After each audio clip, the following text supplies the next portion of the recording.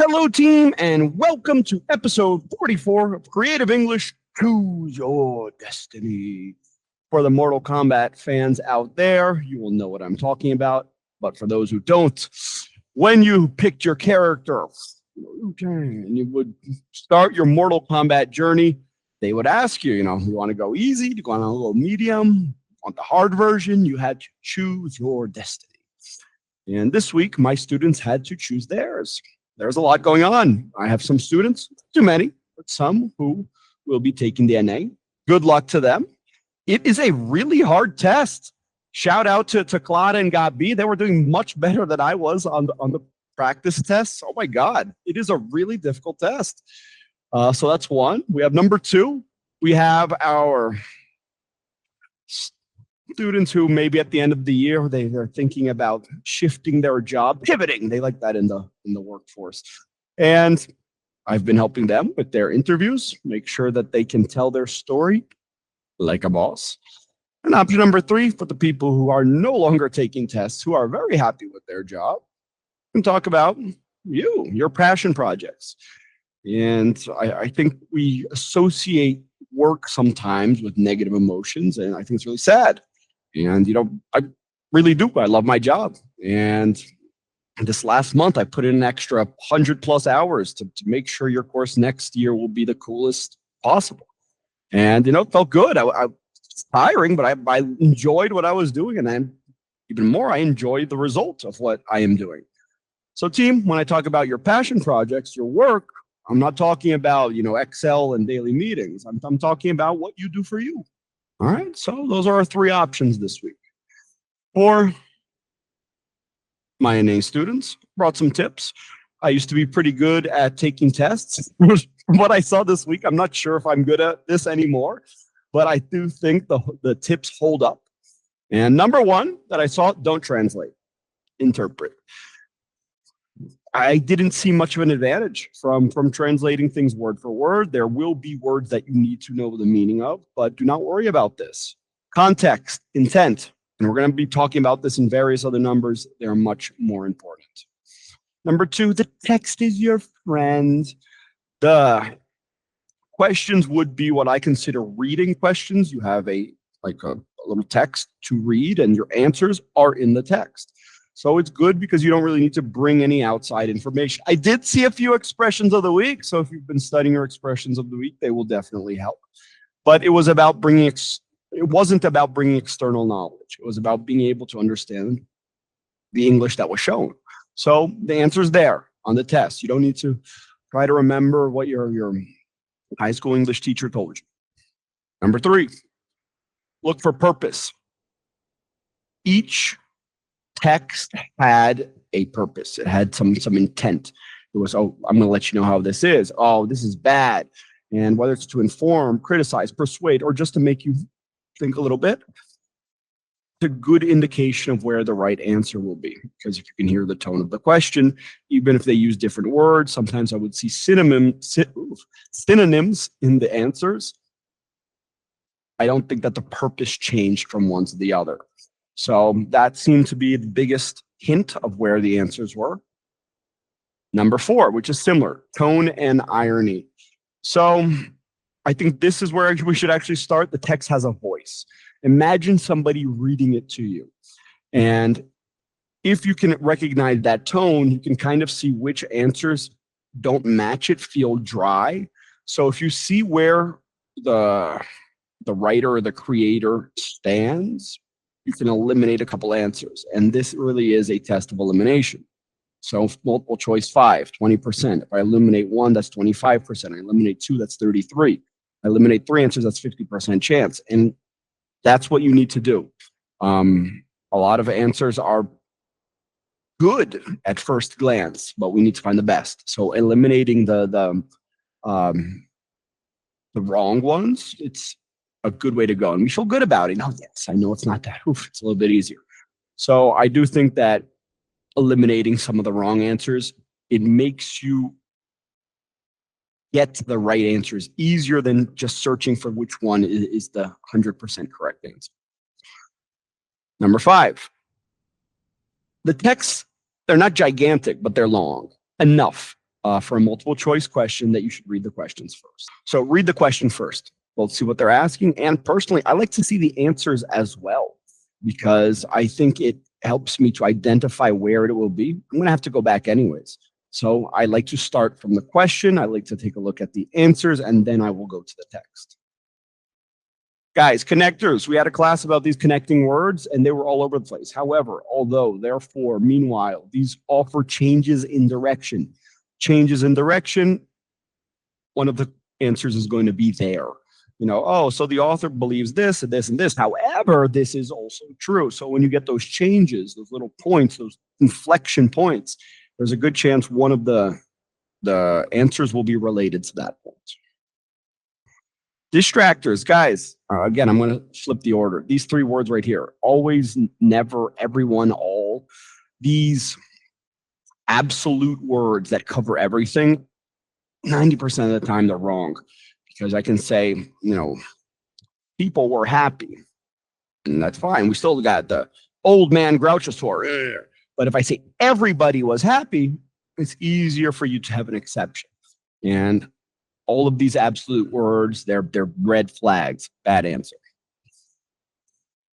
8, visual literacy. A lot of the tone, the mood, the voice, you can just take a look at the picture and you can already identify that. So start with that. It's quick. You just go to this booth. You have an idea of what's going on.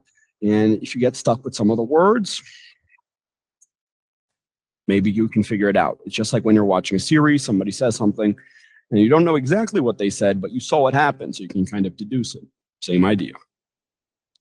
Number 9, I'm not going to go into this, but the ENEM definitely picked a side. And I think if you go in logically, not worried about opinions, it's not personal, it's just the rules of the game, and you need to play it to the best of your ability. So use logic, not emotion, whether you're in favor, whether you are against. Not important. A, B, C, D, or E is. So use logic. And I mean, for the multiple choice questions, I think it's easier.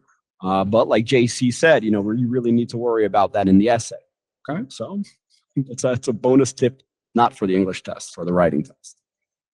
And number 10, stay calm. And the test does not start after lunch on Sunday. The test starts on Saturday. Do a little bit of exercise, eat well, sleep as best as you can. Some people get anxious, they don't sleep that well.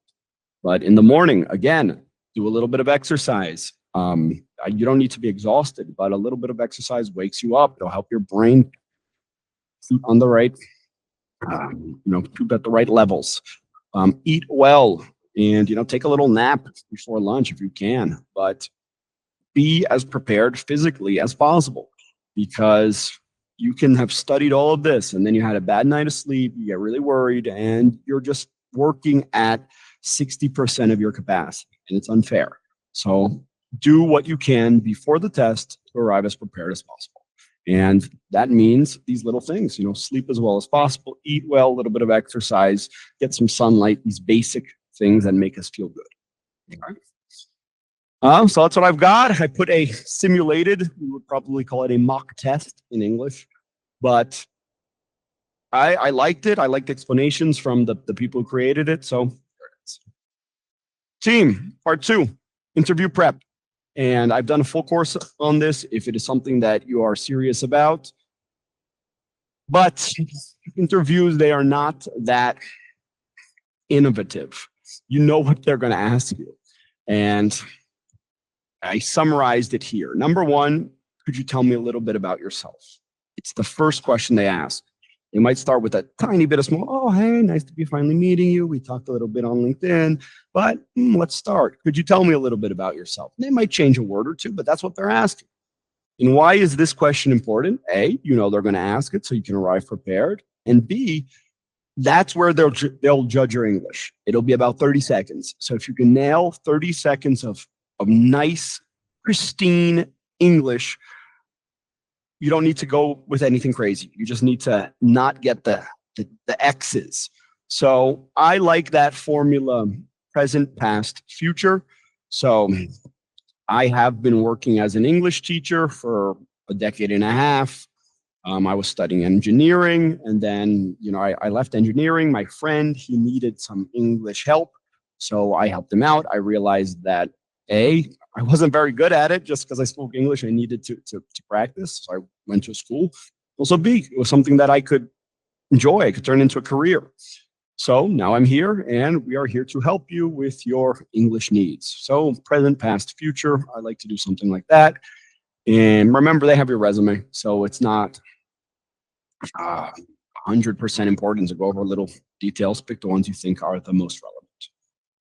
Number 2, all roads lead to Rome. All roads lead to your description. What do I mean by this?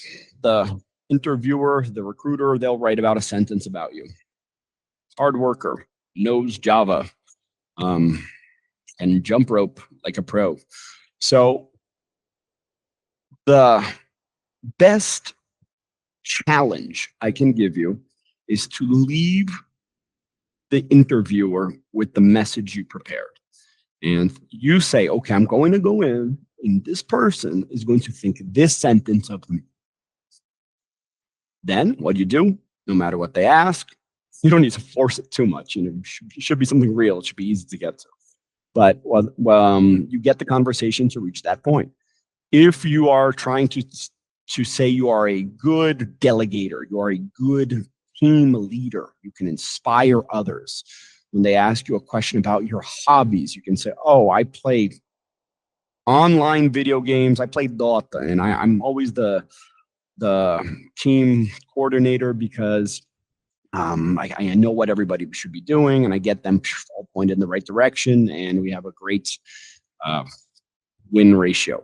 So that was off the cuff. I don't know whether you should say that you play Dota. No, they're going to play video games on company time, so that might be the message that they write. But the idea is that you should keep bringing the conversation back to the sentence you want, to the idea you want. Next up, offer a flaw, or they'll keep looking for it. We do this. It's to make us feel more comfortable, to know that we can handle a situation. If something's too perfect, we get a little bit worried. So I know you're supposed to talk about yourself positively. I think we should be able to do this in our day-to-day lives easier than we can. But in the interview, they're looking for your strengths, but offer them a flaw, a real flaw that you are working on. And I think that's the important part. I'm handling it in this way. I'm improving it like this. I'm working on it A, B, and C. So offer a flaw that makes sense, and they will stop looking for it. They'll just, okay, so that's it. Let's keep going. So it'll allow you to show why you're the hero. And everybody needs a story. It's November now. So from this year, let's say in the last year, where you saved money, earned money, got clients, saved time for the company. It should be something measurable. And bring those numbers, because those are strong proofs of what you're talking about. If I say, I'm good with this, I'm a strong leader, I am good with people. Yeah, I hope so, but it doesn't really mean much. So if you bring the numbers, I improved our sales by 15%. That is something I can measure and understand. So I think it's a good choice to have some numbers. Last up, your nonverbals. It sounds better when we smile. And if you're smiling, it already gets you a point. You can use your hands to emphasize, on the one hand, this, but on the other hand, this. You can lean in a little bit. When you're listening, you can bring them in, tell something personal. So I think our hands, our face are what we've got in these online meetings. So use your nonverbals.